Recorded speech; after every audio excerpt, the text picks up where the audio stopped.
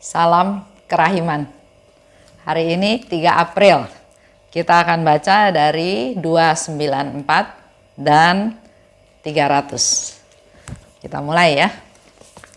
Dalam nama Bapa dan Putra dan Roh Kudus. Amin. 294. Pernah Tuhan berkata kepadaku, bersikaplah seperti seorang pengemis yang ketika menerima lebih banyak derma daripada yang ia minta, tidak keberatan, tetapi berterima kasih dengan lebih berapi-api.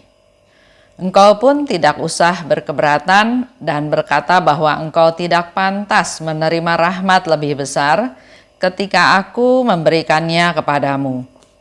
Aku tahu engkau tidak pantas, tetapi bersukacitalah selalu dan ambillah harta dari hatiku sebanyak yang dapat engkau bawa, karena kemudian engkau akan lebih menyenangkan hatiku.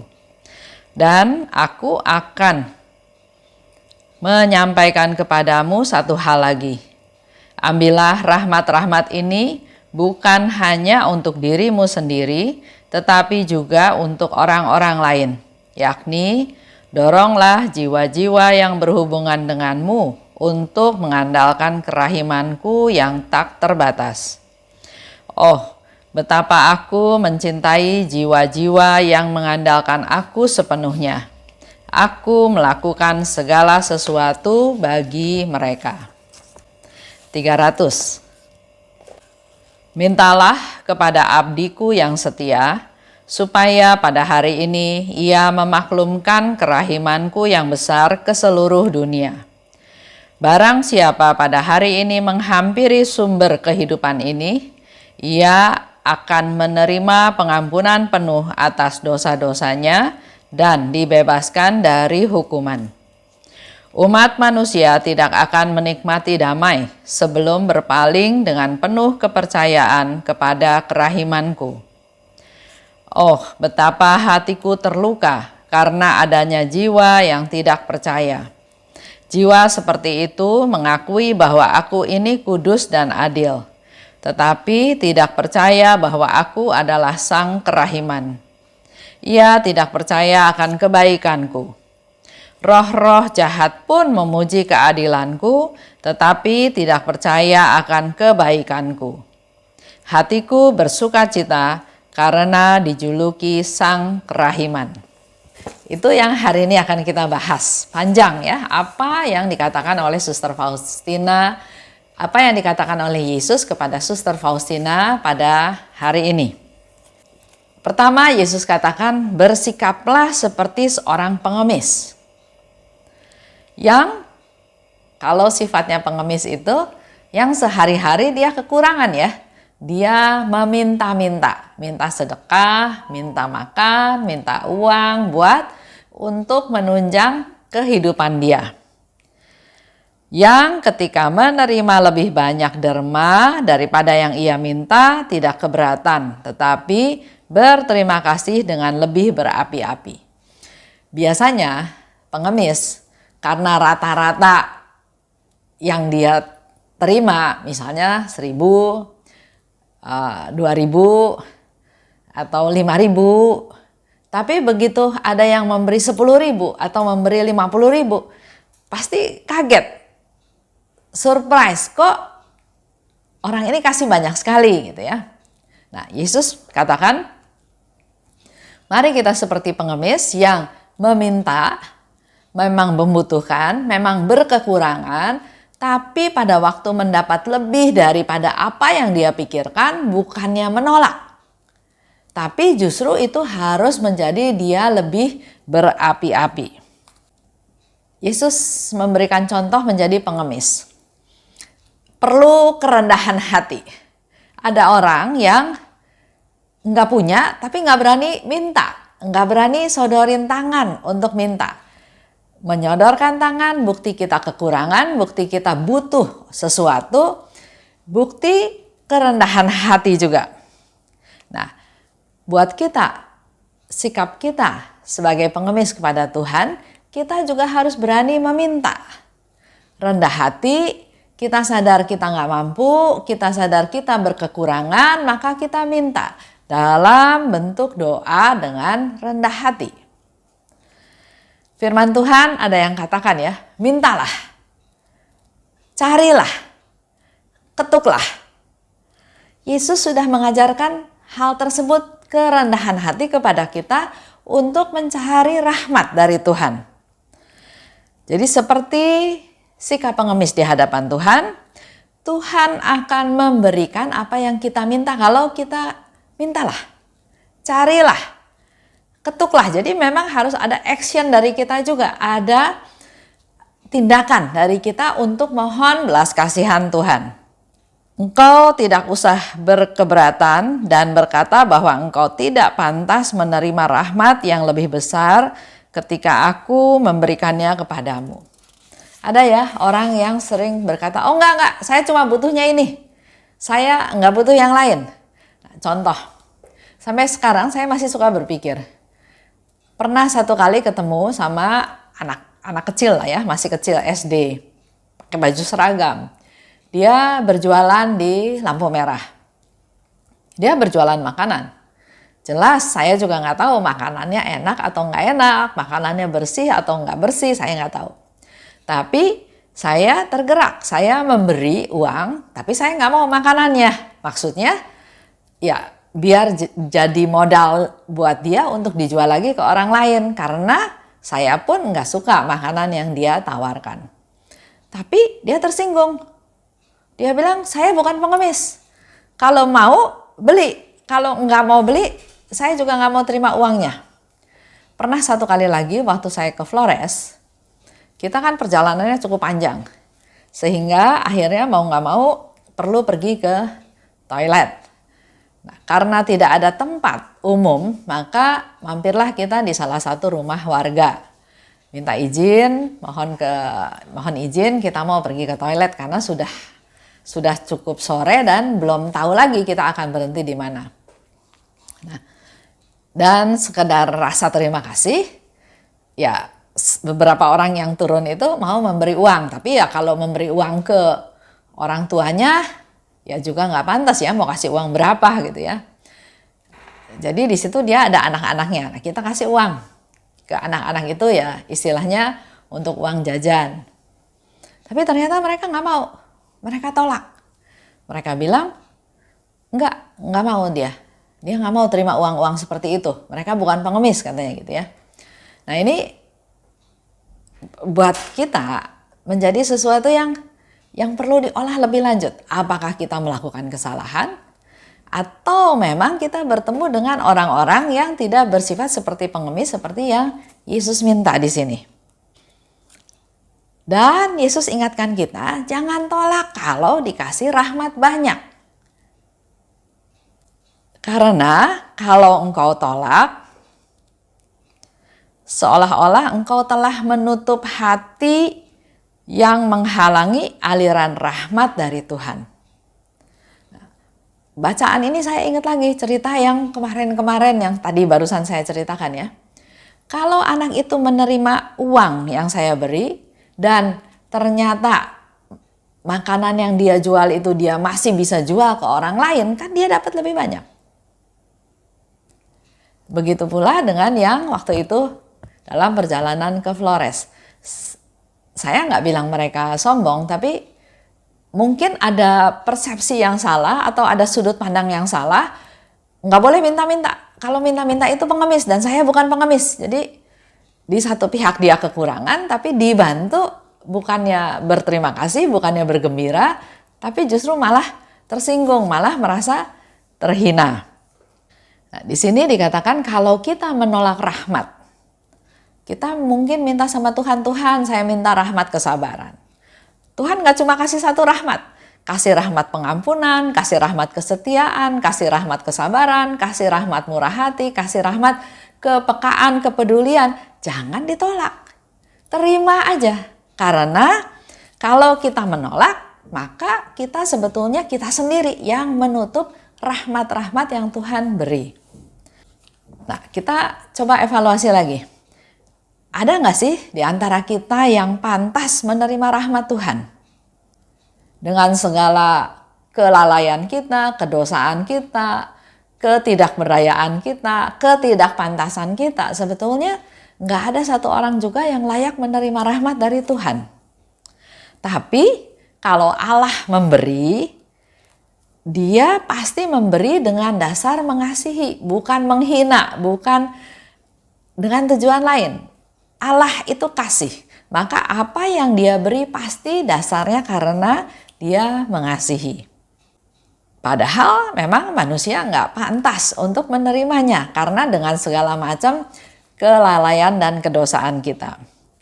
Justru, nah di sini ya perlu kita renungkan bersama, setiap menolak rahmat adalah suatu kesombongan.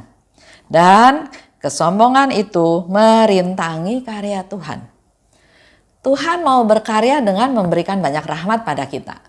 Tapi kalau kita tolak rahmat-rahmat tersebut, padahal Tuhan tahu bahwa kita butuh rahmat itu. Dengan kita menolak rahmat itu sebetulnya ada unsur kesombongan. Contoh, Tuhan memberikan rahmat pengampunan pada kita. Kalau bukan rahmat pengampunan dari Tuhan, kita nggak mungkin bisa mengampuni orang. Yang diingat adalah dia jahat, dia menyusahkan saya, dia menipu saya, dia merugikan saya, dia merusak nama baik saya di posisi dirugikan. Tapi karena dapat rahmat Tuhan, yaitu diberi rahmat untuk bisa mengampuni, maka saya bisa pakai rahmat yang Tuhan beri itu, rahmat mengampuni, untuk mengampuni orang yang bersalah pada saya. Dan kalau saya bilang, enggak Tuhan, saya nggak mau terima rahmat pengampunan darimu karena saya nggak mau mengampuni dia. Artinya kita sudah menutup rahmat-rahmat yang Tuhan berikan. Kita menutup karya Tuhan melalui diri kita. Dengan kita mengampuni orang, sebetulnya karya Tuhan bekerja dalam diri kita dan nyata terhadap orang tersebut bahwa, oh sekarang Ibu Esther sudah memaafkan saya, sudah mengampuni saya. Apakah karena kehebatan saya? Bukan. Karena Allah memberikan rahmat pengampunan kepada saya yang saya memampukan diri, saya mampu untuk bisa mengampuni orang lain. Itu adalah hal-hal yang sifatnya ilahi yang berasal dari Tuhan, bukan yang sifatnya jasmani. Katakan lebih lanjut oleh Tuhan ya. Aku tahu engkau tidak pantas, tapi bersukacitalah selalu dan ambillah dari hatiku sebanyak yang dapat engkau bawa. Malah Yesus menawarkan, ambil aja rahmat apa aja yang mau kamu ambil. Ambil sebanyak mungkin, sebanyak yang dapat engkau bawa. Kita memilih rahmat atau mendapatkan rahmat dari Tuhan, pasti rahmat-rahmat yang kita butuhkan.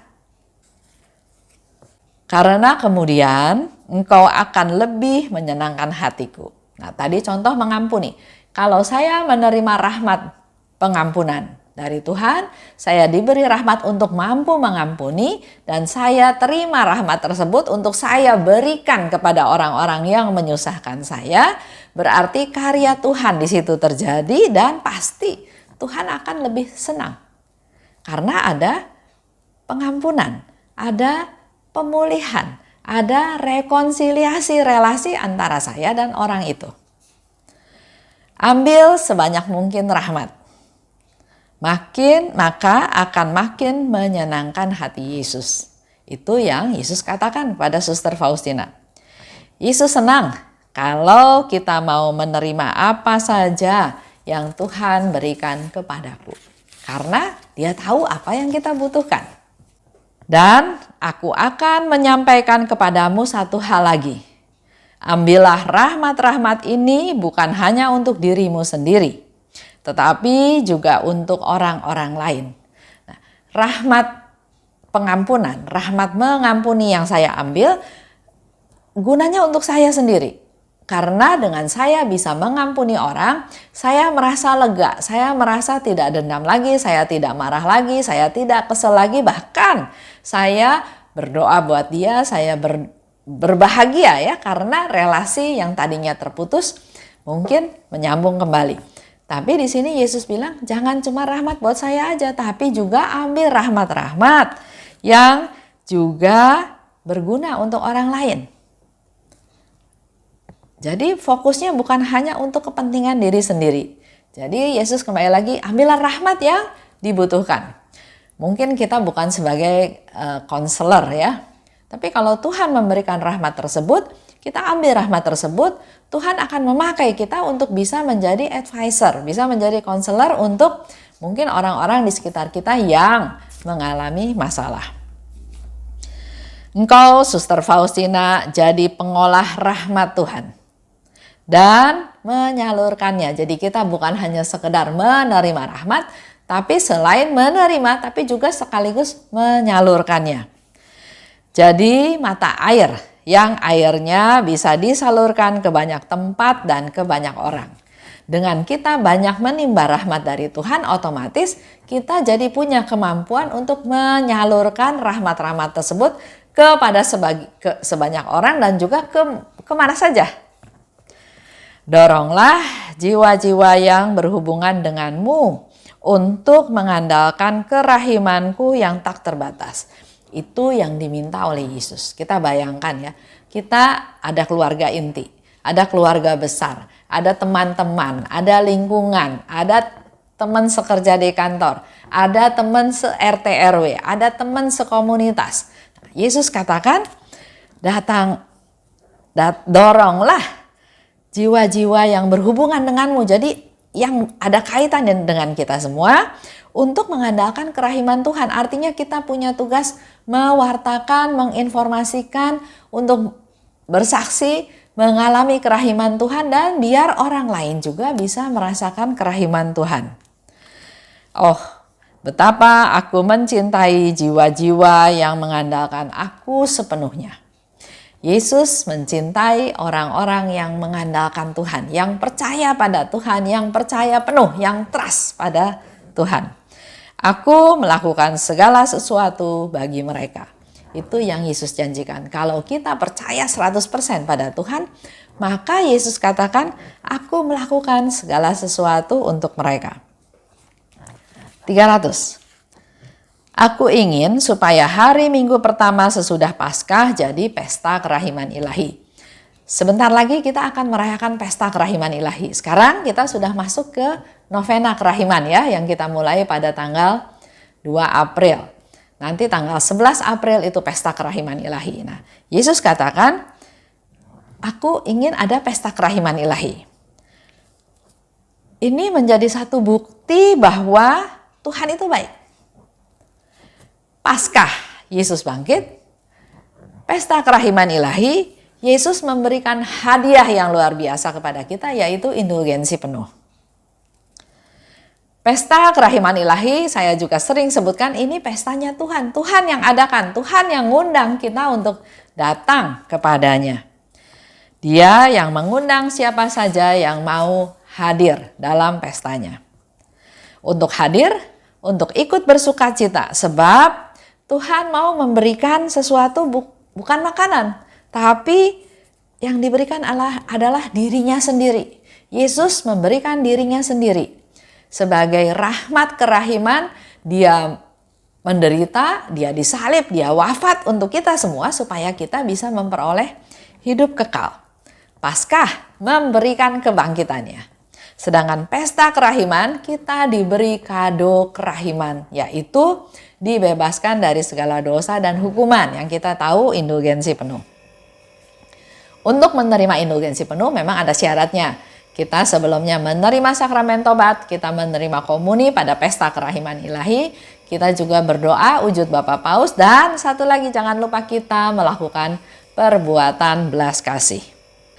Mintalah kepada abdiku yang setia, supaya pada hari ini memaklumkan kerahimanku yang besar ke seluruh dunia. Jadi minta kepada pastor yang akan memimpin perayaan Ekaristi untuk mewartakan kerahiman Tuhan ke seluruh dunia.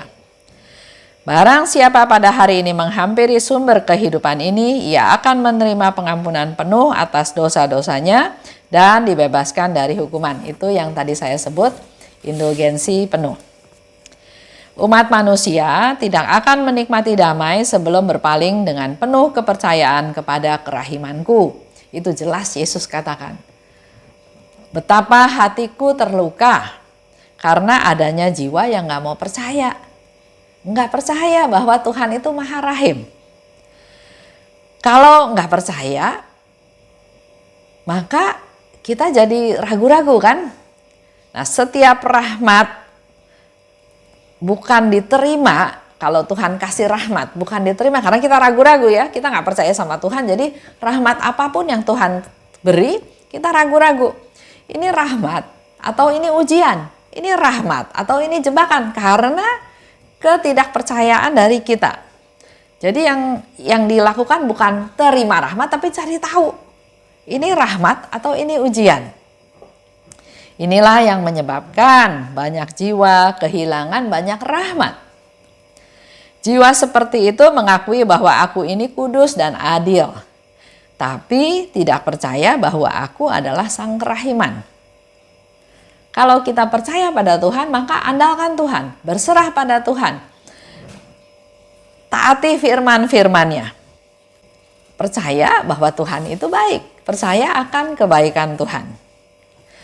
Karena Yesus katakan juga roh-roh jahat pun memuji keadilanku, tapi tidak percaya akan kebaikanku. Nah, kita boleh mengevaluasi. Roh jahat pun memuji keadilanku, tapi nggak percaya pada kerahimanku. Bagaimana dengan kita? Apakah kita juga termasuk seperti yang roh-roh jahat lakukan? Ini menjadi evaluasi kita semua. Karena Yesus katakan bahwa aku bersuka cita karena dijuluki Sang Kerahiman. Itu menjadi bahan renungan kita sepanjang hari ini. Amin. Dalam nama Bapa dan Putra dan Roh Kudus. Amin. Salam kerahiman.